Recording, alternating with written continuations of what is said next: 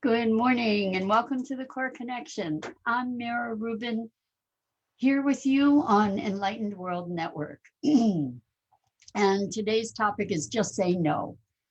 And that's talking about no to the injustices, no to the abuses, the overreaching of power, and essentially like recognizing the things that we accept and standing up for the possibility of a culture and structures that create a resonant, resounding yes.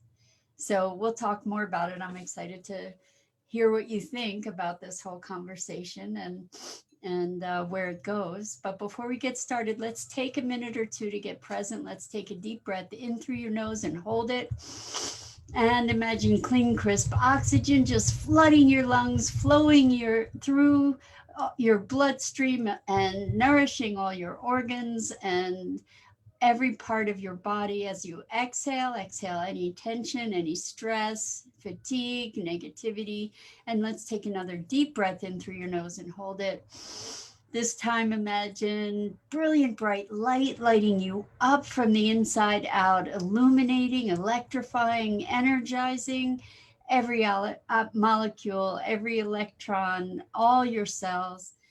And as you exhale, exhale any remaining tension or stress, negativity, fatigue. And now let's just gently press our palms together.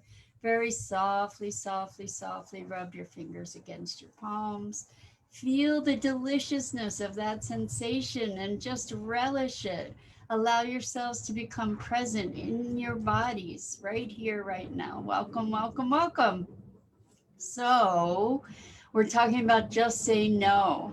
And I know what we want to be able to do is to say yes. So, um, there are things that are happening in the world from microcosm to macrocosm that we just accept as the way things are. And I had the wonderful privilege of speaking with a remarkable person yesterday who is largely responsible for the ban on fracking that is in New York State. And it was a remarkable conversation because we were talking about thinking and how the path to transformation of this planet, of the way that we operate on this planet, and being able to uh, save and recreate an environment in which we can thrive as humans and in alignment with nature and the other wonderful life forms on this planet, this living planet. Um, we were talking about how this person saw these injustices happening and went against the prevailing concept and paradigm and um, really flew in the face of convention that was not serving the people. So there were the convention essentially was you don't uh, tell towns in the way that this fracking triumph occurred was by small towns uh, passing kind of like zoning laws essentially to say what kind of industry they would accept in their towns. It was out of the box thinking, and it was also good morning, Rosalind. Welcome. It was also very much against the conventional grain to say we don't do anything to get in the way of big oil or big fossil fuel industry propagating throughout the world. They're not to be challenged. So anyway, in the face of this accepted practice to say, well, we can't do anything about it. Like we are programmed into, good morning, Lisa. Welcome. It's great to see you too. We are programmed into complacency, into believing that we cannot challenge City Hall, so to speak. And this person, her name is Helen Slache, and you might want to look her up, Slottje. It's remarkable what she and her husband David accomplished in taking on uh, the big fossil fuel industry in New York State. But anyway, the thing that she did is she just looked at that what was happening, and she said, no, this is not okay.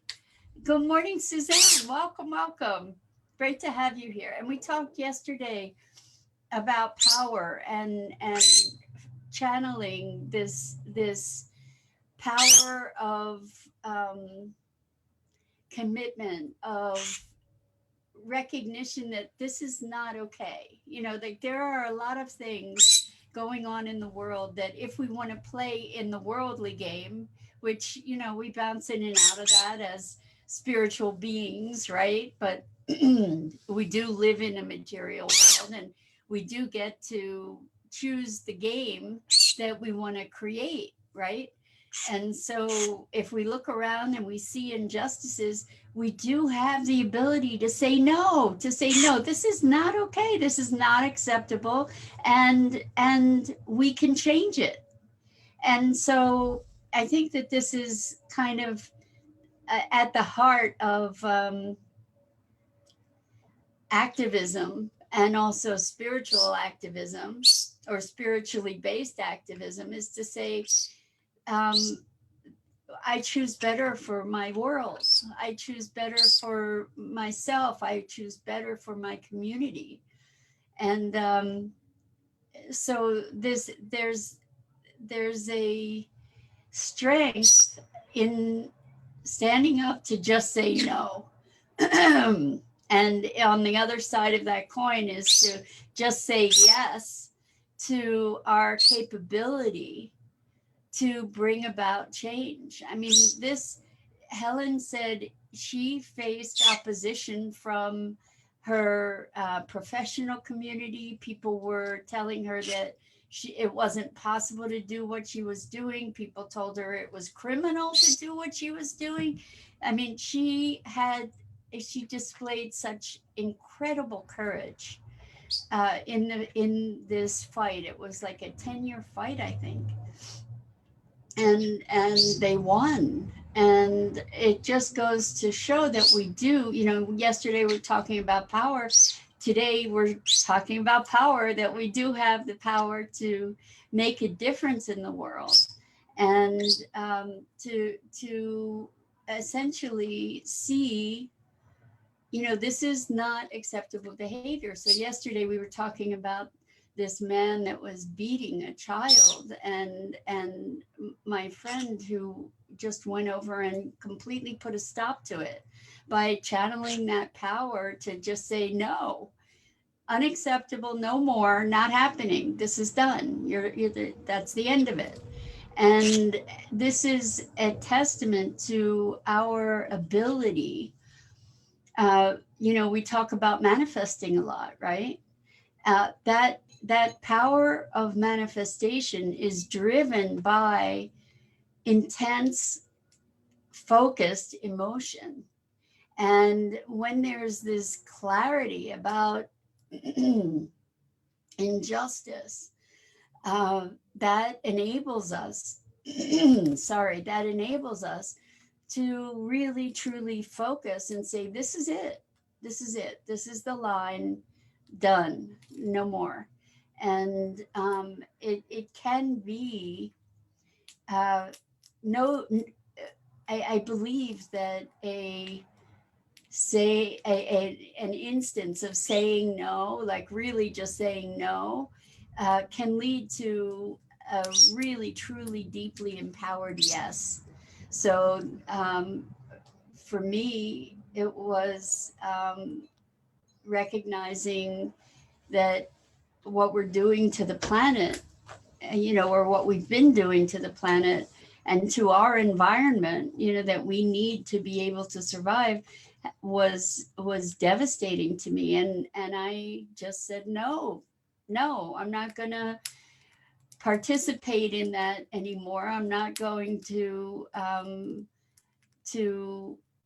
participate in the resignation around it, that I'm going to say yes to my ability to take action and make change. So I'm wondering, like, in your life, what kinds of situations have you responded to by just saying no, like, no more, this is not happening, and how that may have created an opening for you to a really deeply resonant yes. So I think when we recognize the things that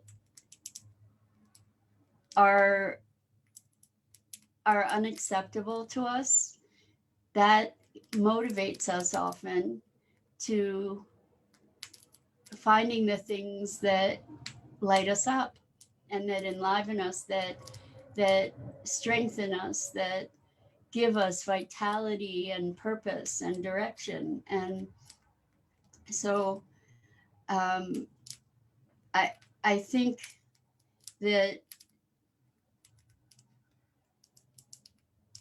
when we take a stand, the empowerment from that is is a big yes.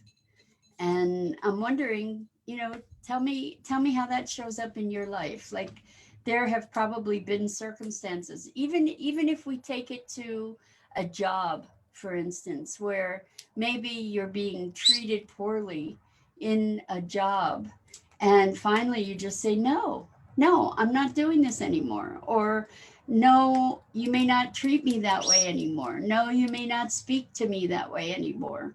Or, no, I don't have to stand here and listen to you speaking to me that way.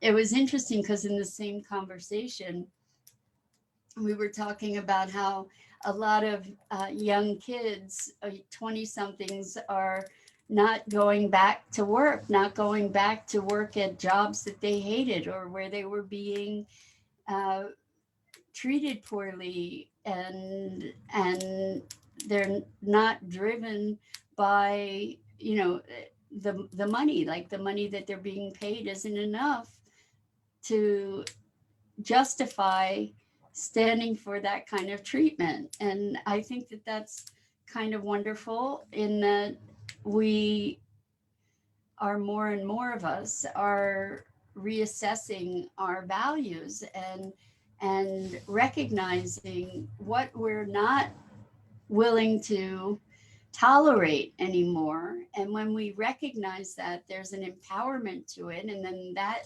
opens the door to saying what we do want. And if you've listened to Esther Hicks, from Abraham and the law of attraction, that's what contrast is about, right? The contrast of um, knowing what we don't want, to be able to identify what we do want. So we don't stop at just saying no. We say, okay, this is a no. What's a yes? What do we want to bring about? What do we want to manifest? What do we want to generate in the world?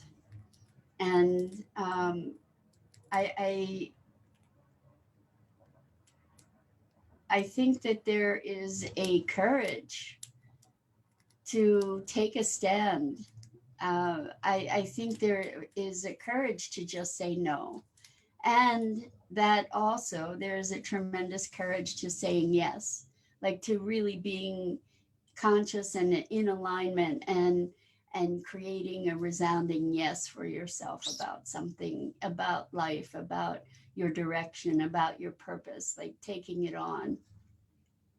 And it's, I think that the in between that so many of us resign ourselves to is this um, complacency, to just say, well, that's the way things are, without challenging it. And there's so much.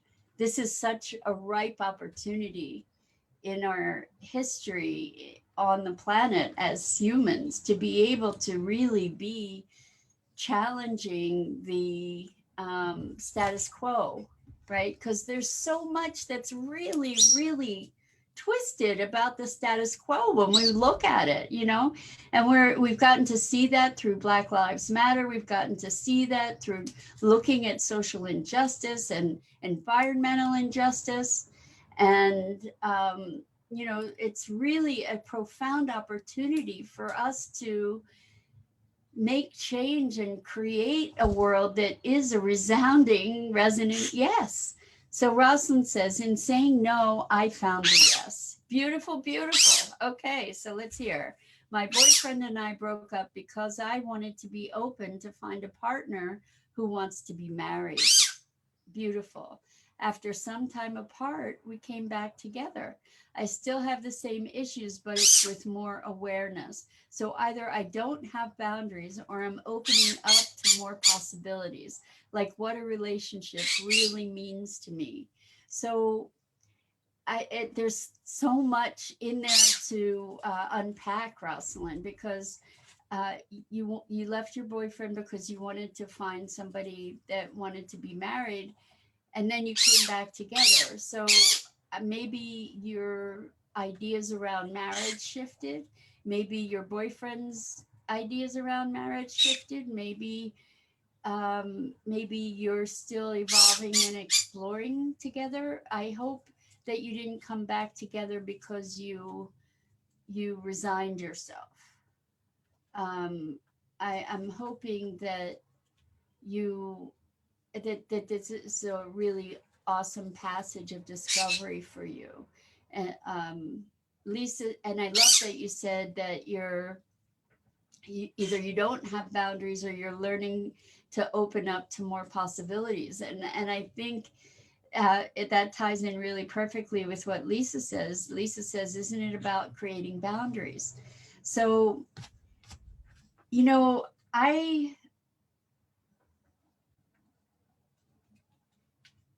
I have a mixed conversation around boundaries because yes, we get to say what we're willing to accept and what we're not, and we can interpret that as boundaries, right? Like I've had certain uh, encounters with people where the behavior was such that I was like, no, not going here anymore, not interested. And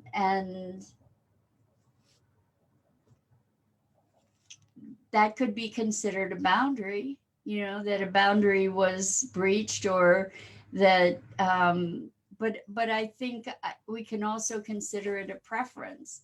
So maybe it's a boundary, but the thing about boundaries also, while they may protect us, they also imprison us. And I think if we I'm just playing with this as a hypothesis, so you can let me know what you think about it. That there's a very different feeling around a preference and a boundary, or a choice and a boundary. If I say I'm not really interested in having that kind of interaction, I'm not interested in having that kind of relationship, uh, then that's a choice. We can say I'm choosing to not be localized to this kind of behavior. Is that a boundary? It may be, but I wonder I know there's a lot of talk about setting boundaries, and when we say no, maybe that is it a choice or is it a boundary? Is to say, this is not happening anymore. Is that a boundary? Is that a choice? Because I'm just thinking more and more of freedom and what is freedom. And I know that when I was growing up, I actually wrote a poem about this when I was a kid, talking about how I had put myself in this castle with a moat around it, and it protected me from others. But at the same time, I couldn't get out. And I wonder with this whole boundary thing, if by viewing it that way, I know in some respects it can be empowering, right? Because we're setting a limit for what we'll tolerate. We're setting a boundary, right? But the thing is that those boundaries are limits. They are limits. We're setting a limit. And I it feels different to me thinking about what might have been considered boundaries as choices instead. I mean, boundaries feels enclosing to me, and choice feels expansive. Does that resonate for you? Does it, what are you thinking about that? So that's why I really, really like what you said, Rosalind, is I don't have boundaries, or I'm opening up to more possibilities. And so um, I think you are opening up to more possibilities, and there's huge power in that. And you're exploring. I love that you're exploring what a relationship really means to you. What you're looking for in a relationship, what it means to you, how you interact with it. And if we move, I do believe it's possible to move from constriction to expansion, or contraction to expansion. And this is a new conversation, I have to say, because it's really the first time I've reframed the conversation around boundaries, because we talk about healthy boundaries, right? And I'm wondering, it's like healthy choices feels better to me than healthy boundaries.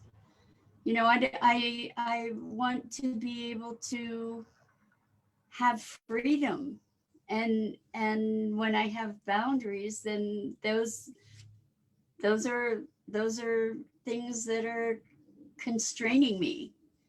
And yeah, I prefer to view it as choices. And how does that feel to you? Does it feel different? Do boundaries and choices feel different, or is it just saying the same thing in a different way? I mean, it really kind of opens up a world to be thinking about choices for me. And Lisa says, my daughter is tough. In the past, she would, I'm thinking guilt. In the past, she would guilt me, then she would make me the heavy. I had to tell her, no, no more. If you're looking for a fight, you have the wrong number. Gotcha. Gotcha. And so you made a choice, right? Oh, she would bully you. Okay. She would bully you and then make you the heavy. Wow. And good for you to say no more. And to say I'm not, that I'm choosing to no longer allow or engage in that behavior or that dynamic. Good for you, Lisa. That's huge. And the thing is that when we are in alignment with our choices, when we're really clear, things change. It's like with my friend who stopped that man from hurting that child. It's like, no, no, you're done. That's it. And the alignment was so perfect. The clarity was so complete that it just ended that situation. Lisa says, I choose happy. That's awesome. It's awesome. And that's a big choice. And it's like, guess what? You're not making me happy right now, or I'm not feeling very happy in this conversation. So I'm out of it, or I'm choosing elsewise. So yeah, it feels different, right? Though, to say I choose versus I'm setting boundaries. Um, I wonder. I wonder. I'm trying to think it through in other situations where boundaries might or might not be um, supportive. It's interesting because when I know that there is tremendous possibility in the context of limitation, and what I mean by that, for instance, is if the whole world of possibilities is open to me, it's kind of daunting to make a choice. It's hard to choose something that it's hard to make a direction, right? It's kind of ironic. But what I noticed is the example that's coming to mind is different disciplines around food or eating, for example, that at one point I've tried all different kinds of eating disciplines, so to speak, but like within at one point I was doing raw foods, and that was a limit. You could consider maybe that was a um, a boundary, right?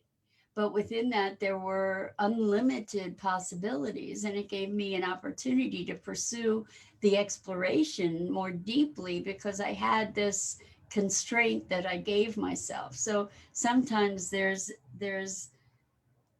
infinity within the context of boundaries. Lisa says, I need positive vibes. I'm going on a job interview for the first time in 25 years. Wow. Lisa, fingers crossed. Well, how about I just have a suggestion around that? If you go into the job, instead of usually when we go for a job interview, we go in wanting a job, right? We go in hoping and praying that they're going to pick us. Choose me, choose me, choose me, right? And what I suggest is go in to find out if this is, interview them, find out if this is a job that you want, find out what it's like to work at this place. What are the relationships like? What is the vision that they have for the people that they have employed there? What essentially, what would it be like? What are they looking for in an employee, so that is that something you want to be able to fulfill? It sort of shifts the dynamic when you go to interview them to see if you want to spend a portion of your life there. It's a whole different perspective. It's like, is this what I really want?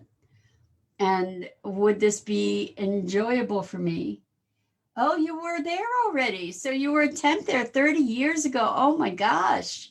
Wow, it'll be fascinating to see how things have changed in that time period. Oh my heavens, right? I think you can allow it to be an adventure. Was it a place you enjoyed?